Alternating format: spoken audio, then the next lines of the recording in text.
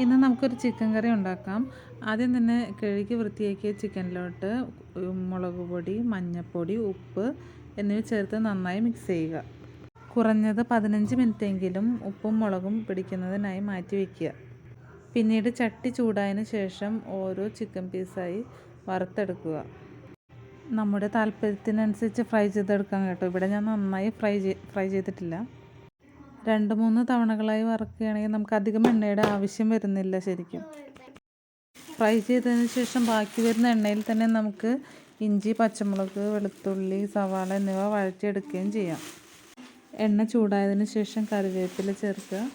പിന്നെ ഇഞ്ചി, വെളുത്തുള്ളി ചതച്ചത് നന്നായി വഴറ്റുക.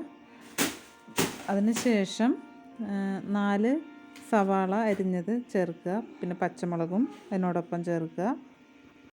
സവാള ചേർക്കുന്നതിനോടൊപ്പം തന്നെ ഉപ്പും ചേർക്കുകയാണെങ്കിൽ സവാള പെട്ടെന്ന് വാടിക്കിട്ടും. അങ്ങനെ സവാള നല്ലോണം വാടിയതിന് ശേഷം പൊടികൾ ചേർക്കുക. മുളക് പൊടി, മല്ലിപ്പൊടി എന്നിവ ചേർക്കുക. അതിനുശേഷം പച്ചമണം നല്ലോണം പോകുന്നത് വരെ അത് ഇളക്കി കൊടുക്കുക. തക്കാളി ജ്യൂസാക്കി ചേർക്കുകയാണെങ്കിൽ കറിക്ക് നല്ല കൊഴുപ്പുണ്ടാവും.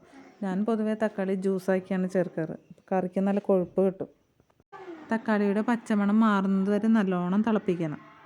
അതിനുശേഷം വറുത്ത് വെച്ച ചിക്കൻ ഇതിലോട്ട് ചേർത്തതിന് ശേഷം നല്ലോണം ഇളക്കി മൂടി വയ്ക്കുക. പിന്നീട് അരമുറി തേങ്ങയുടെ പാൽ ഇതിലോട്ട് ചേർക്കുക. കറിക്ക് നല്ലൊരു കൊഴുപ്പും നല്ലൊരു ടേസ്റ്റും നമുക്ക് കിട്ടും. ഇതെല്ലാം ചെയ്തതിന് ശേഷമാണ് ഞാൻ ഗരം മസാല ചേർക്കുന്നത്.